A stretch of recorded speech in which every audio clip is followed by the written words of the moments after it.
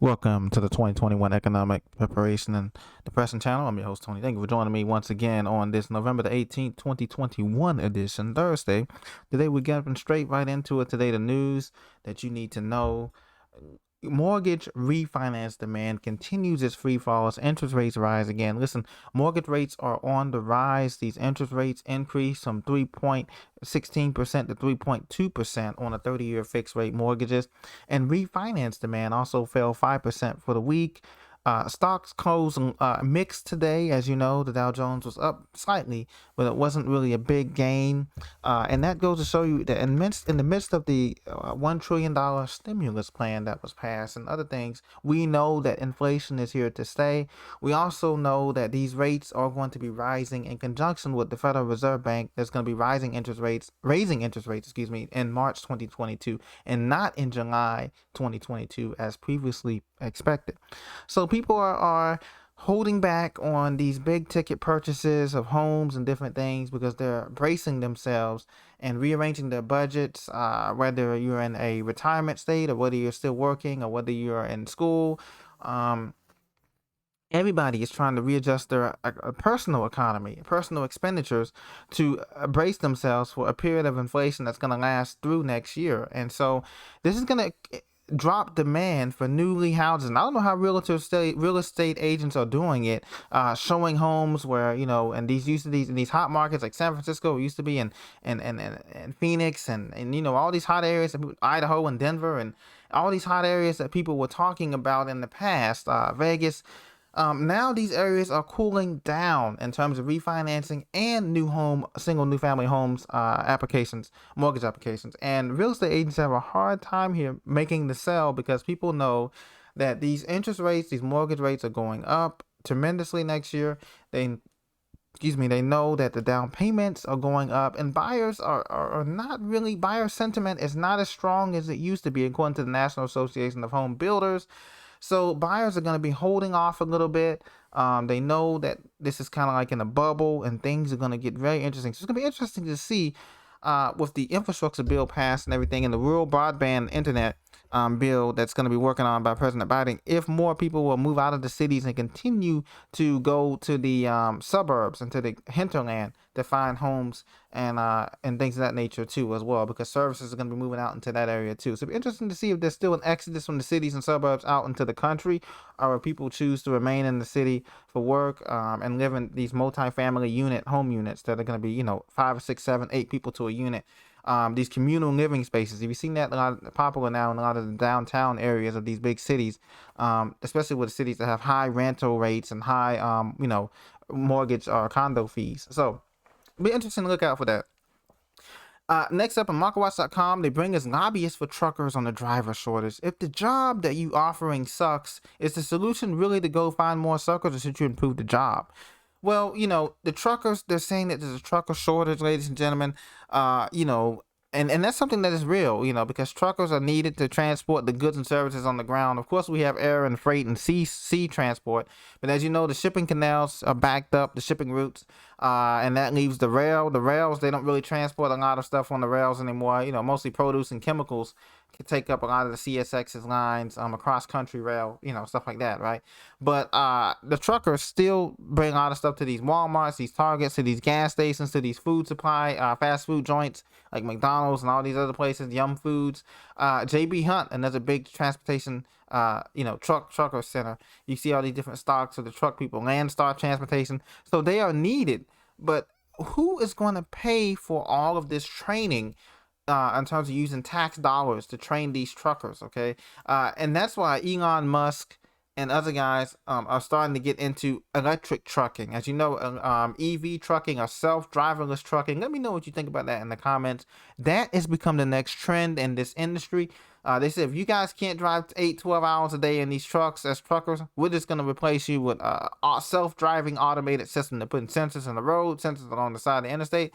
And these semi-trucks can drive themselves. I don't know how comfortable I feel next to a semi-truck that doesn't have a driver. It can't recognize animals, or it can't recognize a car switching lanes fast in front of it. But they're saying that they're improving the sensors. So they're just going to eliminate these truckers. They say they have a shortage of 60,000 truckers or whatever. Where do they go? Most are saying that then the pay doesn't match the benefits, or some they did not take the jab, and so they couldn't continue their job. That's the bottom line. The average annual wage for a trucker is about $48,000 a year, but the work week can be 80 hours, and out of pocket spending for meals can and expenses can total $10,000 a year. So I don't think the problem is that truckers are not willing to sacrifice on being on the road and away from their families and all of that. I think the problem is that companies want to save money any way they can, just like when people are teleworking now, working from home and all this other stuff. They're doing the same with the trucking industry. What do you think about that? Next up, and this is international news, BBC News today. U.S. chain CVS closes 900 drugstores to focus on health services. I wonder what they mean by health services.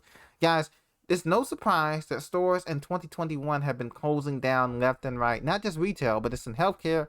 We've got stores closing down in all kind of different sectors of this economy. Okay, so CVS chain is closing down 900 drugstores. Drugstores is the number one reason why people go into CVS or Walgreens in the first place. That's about, I would say that accounts for 60 to 70% of their business, outside of the groceries and the other, personal care products that they offer in there. But we know that if you go to the back of the store, everything looks quiet.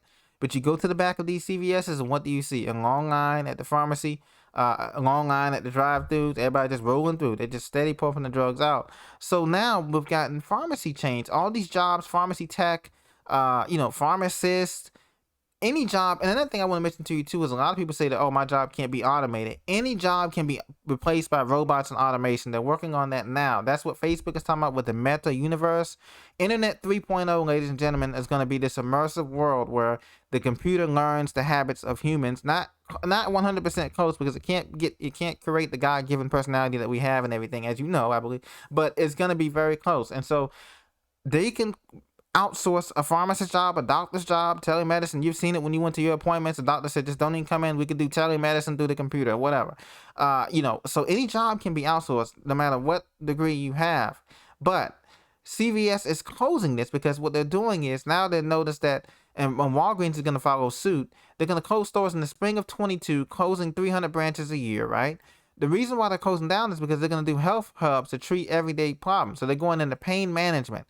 What that means is pain management, they're going to be focusing on pain management because pain management is where the money is at. As you know, there's been an overdose of people on hydrocodone, oxycodone, all the control class drugs, the C2 drugs that people need to manage chronic pain, whatever disease thing they may have. So this is the new moneymaker going forward, is pain management, and they know that. So CVS is trying to get ahead of the rival Walgreens by starting these what they call health clinics or health centers.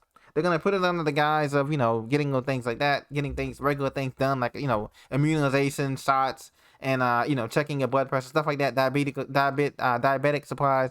But the main thing is they want to get into pain medicine because these pills for the next couple of years is going to be focused on pain management. That's where the money is at. And so they're getting ahead of that. But at the same time, they're closing jobs and losing jobs, closing stores and losing a lot of people's jobs, whether you're the manager of the store or, you're a cashier or maybe you work the back stocking, who knows, but they're losing jobs. And this is something that's going to continue in 2022. As you can see here, it says 10,000 stores are expected to close in 2021. So far this year, we've had over 10,000 stores closed, and the pandemic continues. We're going into 2 years of this pandemic. And so far, so many stores have been closed. And the internet, Amazon can't absorb all of the business. Everybody says, well, we have Amazon, we just order online, or we do whatever, Target or on demand, or Walmart or on demand. They can't absorb all of the business. And who's going to have a job left after we can keep losing $250,000 per week to support an internet, republic? And so what I see happening is that the takeover, the next part of this great financial reset, the takeover, is that these stores that are be closing is going to be replaced by foreign stores. I'm talking about people from the next superpower like China.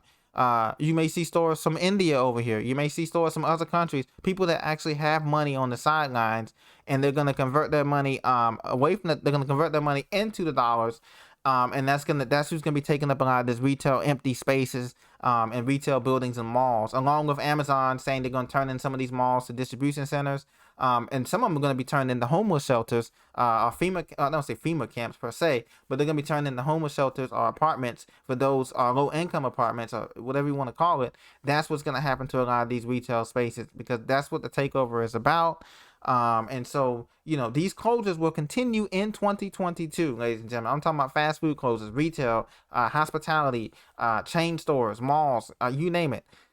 any physical building, the name of the game is to be shut down. And so we have over 10,000 shut down as of this year, and more is coming in 2022, along with the hyperinflation, because they're not going to be able to afford to pay rents and $6,000 or $7,000, $10,000 rent to rent out say a cheesecake factory or something like that in the mall or whatever, anchor stores. All that's going to be a thing in the past, as you know.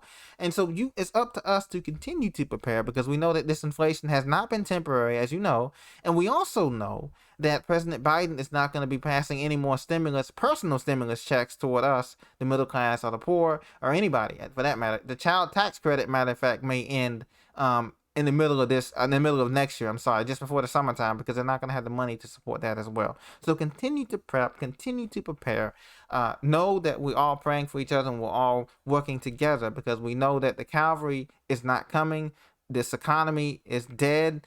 It's not coming back. It's on a new system now. We're going to the new digital cashless society system.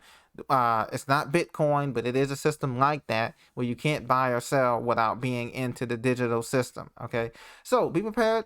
God bless. I'll talk to you very soon. Thank you for listening, and thank you for your support.